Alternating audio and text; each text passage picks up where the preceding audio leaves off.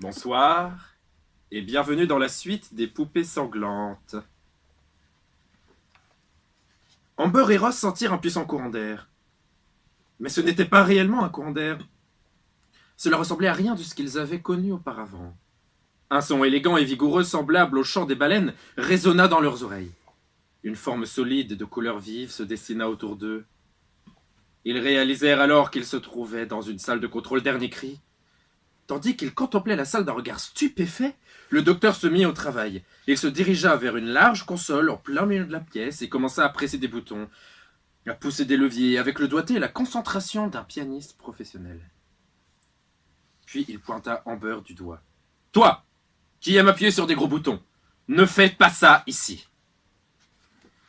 Amber acquiesça. Elle était si impressionnée par la scène qu'elle n'avait plus de voix. « Quel est cet endroit ? Une salle de classe ?» demanda Ross, au vu de tous les tableaux noirs et les livres que contenait la pièce. « Oui, c'est le cas de le dire, » approuva le docteur. « C'est là que les humains apprennent à quel point ils sont stupides. »« C'est mon vaisseau, le Tardis. C'est à la fois une machine à voyager dans le temps et ma maison. » Il se remit au travail, sans même regarder la console. Il la manipulait à une vitesse stupéfiante. Comme il s'est matérialisé autour de nous, vous n'avez pas pu constater à quel point c'est plus grand à l'intérieur. Mais croyez-moi, c'est plutôt impressionnant. Le Tardis se mit à trembler. Le docteur jeta un regard à l'un des écrans de contrôle. Il se précipita jusqu'à une petite porte et l'ouvrit à la volée. « Voilà qui n'augure rien de bon, » commenta-t-il. Amber et Ross coururent jusqu'à la porte. Ils n'en crurent pas leurs yeux. « Nous sommes dans une boîte bleue !» s'écria Amber. « Comment est-ce possible ?» Le docteur se frappa le front. « À votre place, je me soucierais plutôt de ceci, dit-il en désignant quelque chose du doigt. Devant eux se dressait une gigantesque poupée, constituée d'une centaine de poupons, empilés les uns sur les autres. Cet automne colossal titubait comme un bébé faisant ses premiers pas, d'une démarche maladroite mais déterminée. Chacun de ses mouvements faisait trembler le sol. Il s'empara du Tardis de son énorme main. Alors qu'Amber et Ross allaient basculer dans le vide, le docteur saisit leur sac à dos et les entraîna à l'intérieur du vaisseau. Il examina la main de la créature. Comme le reste de son corps, elle se composait de bras, de jambes, d'yeux, de têtes et de bustes de poupons, tel un puzzle de poupées. Certains des membres étaient vieux et délavés, ayant pourri sous terre pendant de nombreuses années. D'autres, d'un rose éclatant et féroce, sortaient tout droit de l'usine fraîchement rénovée. Ses petits bras et ses petites jambes agrippaient fermement le Tardis. Une voix robotique, tonitruante, s'échappa de l'immense poupon. « C'est moi, bébé dormeur !»« Enchanté, moi c'est le docteur Râleur, » répondit le docteur en claquant la porte de son vaisseau. « Docteur, » l'implora Ross, « peut-on s'en aller? C'est une machine à voyager dans le temps, non ?» Le docteur s'agrippa à la rampe du Tardis qui ne cessait de trembler. « Ce n'est pas si simple, jumeau numéro 2. Je capte un signal loin d'ici. Je dois empêcher la conscience Nesten de contrôler le monstre. » Le Tardis trembla violemment, les projetant tous les trois au sol. « Génial, je venais de redécorer la bibliothèque !» grommela le docteur. « Vous avez une bibliothèque ?» demanda Amber. « J'en ai plusieurs. Sans vouloir me vanter, j'ai également un garage, une galerie de portraits de chats en peinture à l'huile, un observatoire... » Le Tardis trembla à nouveau.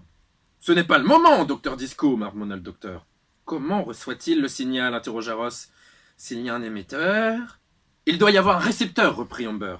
« Belle synergie de cerveau, les jumeaux. Continuons comme ça. » J'ai essayé de repérer une grande structure de métal pas loin de l'usine. Un grand récepteur de métal. Cela t'évoque-t-il quelque chose, jumeau numéro 1 demanda le docteur Amber.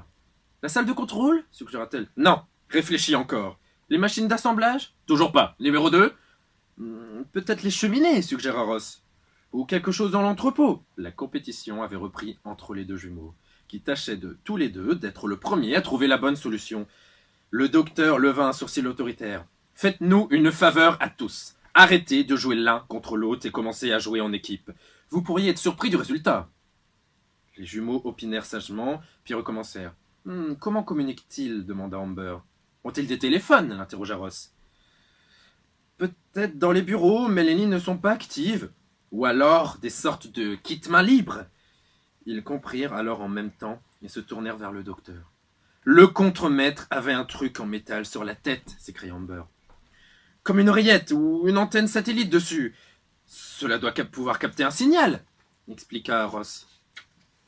Le docteur montra aux jumeaux un petit écran sur la console du vaisseau. C'était une vision au rayon X de la poupée géante. Au cœur de son visage, juste entre les deux yeux, se tenait la silhouette verdâtre d'un homme. Un homme à la tête en plastique, rempli de technologie extraterrestre. « Évidemment, il est dans la poupée !» fit calmement le docteur. « C'est le cerveau de cette créature. » Il se mit à faire les 100 pas. « Je pourrais utiliser mes lunettes soniques pour bloquer le signal, mais je ne peux pas le faire de si loin. Je dois me rapprocher de l'antenne. »« Vous n'auriez pas plutôt une sorte de tournevis ?» demanda Ross. Le docteur sourit. S'il savait. « Comment allez-vous grimper là-haut ?» apostropha Amber. « Ce monstre est gigantesque. » Le docteur ouvrit à nouveau les portes du TARDIS. « Je vais l'escalader, dit-il. »« Mais vous êtes vieux !» s'exclama Ross. « Tu n'as pas idée, rétorqua le docteur. « Je vais le faire, dit Amber. « Ne sois pas idiote. C'est moi le meilleur en escalade, renchérit Ross. « C'est pas vrai, je suis meilleur en escalade, et pour garder mon sang-froid, répondit Amber. « Tu parles, tu es une vraie poule mouillée, dit son frère. » Leur dispute fut interrompue par un léger râle. Ils se retournèrent et virent le docteur, agrippé au poignet de la gigantesque poupée automne. Ils poussèrent une exclamation de surprise en le voyant escalader l'avant-bras de la créature de plastique, s'accrochant aux bras et aux jambes qui dépassaient, et aux petites perruques blondes. Les petites mains le griffaient et le pinçaient, et les têtes de poupon tentaient de le maintenir, de le mordre pour le ralentir. Les différents membres que composait la poupée démoniaque commençaient à se fondre pour ne former plus qu'un.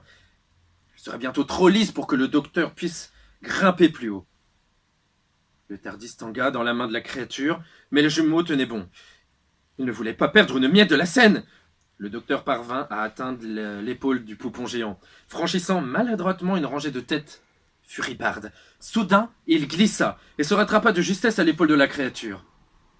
Ses lunettes tombèrent de son nez et allaient rebondir sur le torse de la poupée, où des petites mains tentèrent de s'en emparer avant de s'écraser sur la pelouse. « Il a besoin de ses lunettes, dit Amber à Ross. Je pourrais aller lui rapporter. »« Non !» riposta Ross. Ils se regardèrent et comprirent que le docteur avait raison. Ils devaient travailler ensemble. « Je vais descendre et tu vas monter, dit Ross. Je te lancerai les lunettes d'en bas, tu es meilleur en escalade. Et tu es meilleur en lancer, approuva Amber. Je les rattraperai et je les apporterai au docteur. Ross acquiesça et franchit les portes du TARDIS d'un bond. Il réussit à sauter de la grosse main potelée de la créature juste à temps pour atterrir sur son immense genou. Amber rejoignit le docteur sur l'épaule. Ce dernier lui jeta un regard mêlé de colère et de respect. « Je vous avais dit de ne pas bouger, dit-il. »« Vous n'avez rien dit du tout, le contredit Amber. »« Eh bien, j'aurais dû, rétorqua le docteur. Mais je ne dis jamais aux autres de faire quelque chose que je ne ferais pas moi-même. » Ross se laissa glisser le long de la jambe en plastique en tâchant d'éviter les petites mains qui voulaient l'attraper. Quand il eut atteint le sol, la créature lui asséna un coup de pied qui le fit rouler sur la pelouse boueuse. Amber, paniqué, aperçut son frère gisant sur le sol, mais ce dernier se releva aussitôt et leva le pouce dans sa direction. Alors qu'il se précipitait vers les lunettes soniques, la créature leva son énorme pied au-dessus de sa tête. Il se saisit des lunettes et plongea juste à temps pour éviter d'être écrasé par le monstre. Il lança les lunettes dans les airs où Amber les attrapa facilement. Au moment où elle leva à son tour le pouce vers Ross, la poupée se mit à s'agiter violemment. Elle laissa tomber le TARDIS et tenta d'écraser Amber du plat de la main, comme s'il avait s'agi d'un insecte.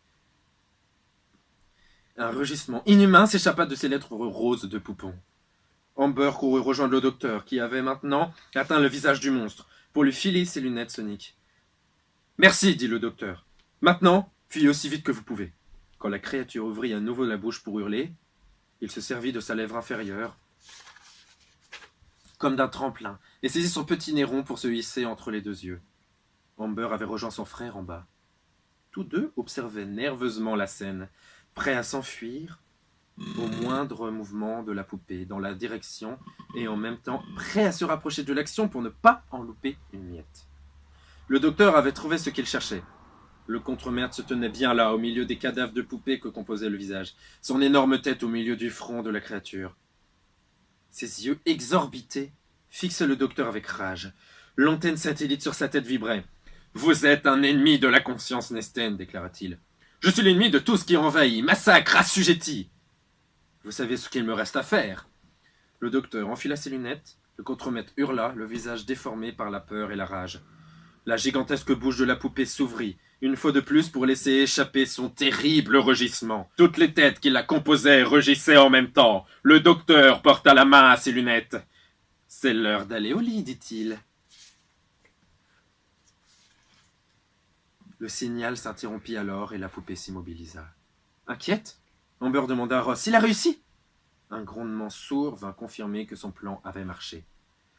Les poupées démembrées s'écroulèrent une à une, jusqu'à n'être plus qu'un monticule de membres rosâtres. Les jumeaux se précipitèrent vers la pile de plastique pour chercher frénétiquement l'étrange individu qui venait de le sauver. Amber sentait quelque chose de chaud au milieu des cadavres de poupées. C'était une main. Ross se joignit à elle pour extirper le docteur de ce qu'il restait de l'automne. « C'était ridicule !» clama-t-il en époussetant la veste. « Même pour quelqu'un comme toi. » Il se dirigea vers le Tardis, qui, par chance, était resté intact. « Où allez-vous » demanda Amber. Le docteur se retourna. « On est au milieu de la nuit. Il est temps pour vous de rentrer vous coucher. » Les jumeaux le suivirent à l'intérieur du Tardis, entrant cette fois par la petite porte de bois pour rejoindre la console. « C'est vraiment plus impressionnant comme ça !» s'exclama Ross. « C'est pas trop tôt !» dit le docteur qui n'attendait que ça et sourit jusqu'aux oreilles avant de se rappeler de prendre l'air ronchon. « Est-ce que la conscience Einstein reviendra » demanda Ross. « Sans aucun doute. Ils reviennent toujours, dit-il. « Qu'est-ce qu'on doit faire » s'inquiéta Amber. « Vous ? Rien du tout. C'est à moi de me soucier de cela. Vous, ne changez rien à votre vie. Faites de beaux rêves. Mangez des frites. Restez bienveillants et curieux, sans oublier d'être prudents. Et pour l'amour du ciel, grandissez un peu et cessez de vous chamailler. C'est en travaillant ensemble que vous m'avez aidé à sauver cette planète. » Amber et Ross acquiescèrent comme un seul homme. Le Tardis les déposa tous deux dans le jardin de leur maison. « Et maintenant » demanda Amber. « Vous allez au lit, faites de beaux rêves, mangez des frites, etc. Je l'ai déjà dit. Essayez de suivre. » Le docteur se retourna dans son Tardis et ferma la porte. Moins d'une seconde plus tard, elle s'ouvrit à nouveau pour laisser apparaître le visage sévère du docteur. « Retournez à l'usine demain, avec votre père. Avec un peu de bidouillage, elle devrait être à nouveau fonctionnelle, éco-responsable et moderne. Tout le monde aura un travail. Assurez-vous qu'il fabrique quelque chose d'amusant et de formidable qui sauvera le village et changera le monde. Mais surtout, pas des poupées. » Les jumeaux lui en firent la promesse et le Tardis disparut dans la nuit, avec ce bruit si particulier qu'ils avaient appris à aimer. « Tu as fait du bon boulot, dit Ross en souriant. »« Toi aussi, répondit Amber. » De retour dans sa chambre, la jeune fille se débarrassa de son sac à dos et s'assit sur son lit. Elle avait peine à croire à tout ce qui lui était arrivé. Le docteur, le Tardis, les poupées, les extraterrestres. Elle se souvint alors de quelque chose. Il se mit à fouiller dans son armoire. Elle en sortit une boîte en carton qu'elle posa sur le sol. À l'intérieur, entre une couverture cousue main et de vieilles bandes dessinées, se trouvait son ancienne poupée, son bébé dormeur. Elle l'examina conscieusement, mais la poupée demeura inerte. Elle préférait ne pas prendre de risques.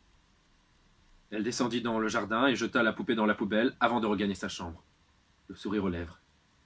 Il était temps pour elle d'aller dormir et de rêver d'autres aventures en compagnie du docteur. Bonne nuit.